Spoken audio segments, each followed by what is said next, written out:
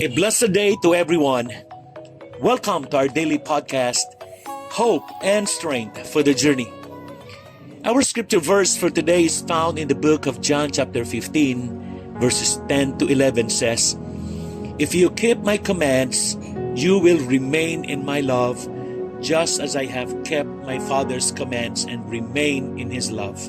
I have told you this so that my joy may be in you and that your joy may be complete." Friends, today we will explore the joy found in obedience to God. Obedience is not often a word we associate with joy. Many times, we think of it as a burden, a duty, or a challenge. But Jesus teaches us a profound truth in John chapter 15, that in obedience, there is fullness of joy. Let's dive into 3 powerful points to help us understand this truth. Number 1, the promise in obedience. Ipinangako ni Jesus na kapag sinusunod natin ang kanyang mga utos, mararanasan natin ang kanyang pagmamahal at kagalakan. Ang pagsunod ay nagdadala sa atin sa tamang direksyon upang makamit ang mga pangako ng Diyos sa ating buhay. What we have in the promise in obedience. Number 1, provision. God's promises are fulfilled through our obedience. Think about Abraham who obeyed God by offering Isaac. Ang kanyang pagsunod ang nagbukas ng pangako na maging ama ng maraming bansa.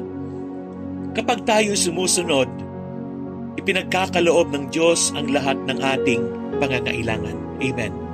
Number 2, protection. Obedience positions us under God's protection. The Israelites, when they obeyed the command to apply the blood of the lamb during Passover, were spared from destruction. Likewise, our obedience shields us from spiritual harm. Amen. Number 3, purpose. Obedience reveals God's purpose for us. Kapag isinasaayos natin ang ating buhay ayon sa kalooban ng Diyos, natutuklasan natin ang ating layunin at lumalakad tayo sa tadhana na Kanyang inilaan para sa atin. This brings joy because we are no longer wandering aimlessly but walking confidently in His plan. Amen. Number 2, the peace in obedience. When we choose to obey, we experience a deep and abiding peace. Obedience allows us to rest in the knowledge that we are in the center of God's will. Amen. What we have, the peace in obedience. Number 1, confidence. Obedience brings the confidence that we are doing what is right in God's eyes. There is no anxiety in wondering whether we are pleasing Him. In Proverbs chapter 3, verses 5 and 6, reminds us to trust in the Lord with all our hearts and lean not on our own understanding. This trust comes with peace because we are obediently following His lead. Amen.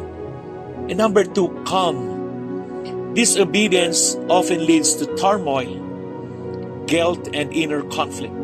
But obedience leads to calm. Jesus promises in Matthew chapter 11 verses 28 to 30 that His yoke is easy and His burden is light. As we obey His commands, we exchange our burdens for His peace.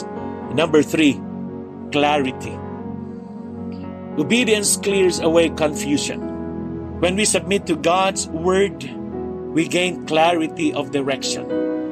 Psalm 119 verse 105 says, "Your word is a lamp for my feet, a light on my path."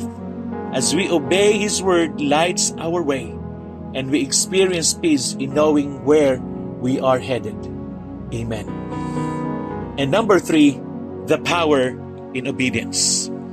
Obedience unlocks spiritual power through our obedience.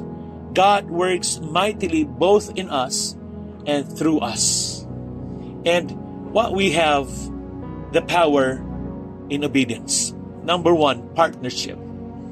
When we obey, we partner with God's power. Remember the story of Peter in Luke chapter 5, when he obeyed Jesus' instruction to cast his nets into the deep. Naranasan ni Pedro ang napakaraming huli ng isda na sumisimbolo sa kasaganaan na nagmumula sa pagsunod.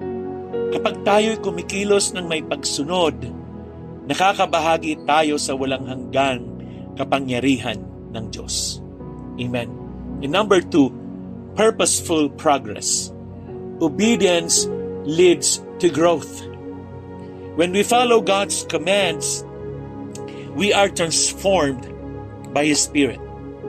In Romans chapter 12 verse 2 reminds us to be transformed by the renewing of our minds through His Word, which only happens when we obey. The more we obey, the more we grow spiritually. Amen. And number 3, perseverance. Pinalalakas tayo ng pagsunod upang magpatuloy sa mahihirap na panahon. Paalala sa atin ng Santiago 1, talatang 2 hanggang 4, na ang mga pagsubok ay nagbubunga ng pagtitiis. At sa pamamagitan ng ating pagsunod sa gitna ng mga pagsubok, pinapaging ganap tayo ng Diyos. Ginagawa tayong buo at walang kakulangan. This endurance gives us the power to remain steadfast in our walk with Christ. Amen. And as I wind up, friends, obedience is not a burden. It is a blessing. Through obedience, we discover the promise of God's provision, protection, and purpose. We receive the peace that comes from confidence, calm, and clarity in our walk with Him. And we tap into the power that God gives us to live victorious lives of faith. Bilang pagtatapos, alalahanin ang mga salita ni Jesus. Sinabi ko ito sa inyo upang ang aking kagalakan ay mapasa inyo at ang inyong kagalakan ay maging ganap. Ang tunay at pangmatagalang kagalakan ay nagmumula sa pagsunod sa Kanya na mas mahal tayo kaysa sa ating maaring isipin. Magpasya tayong maglakad sa masayang pagsunod. Nagtitiwala na ang Kanyang mga utos ay hindi pasanin, kundi daan tungo sa ganap na kagalakan. Amen. Let us pray.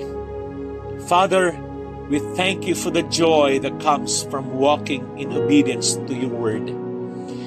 Help us to trust You in all things, knowing that Your commands lead us to the abundant life You have promised.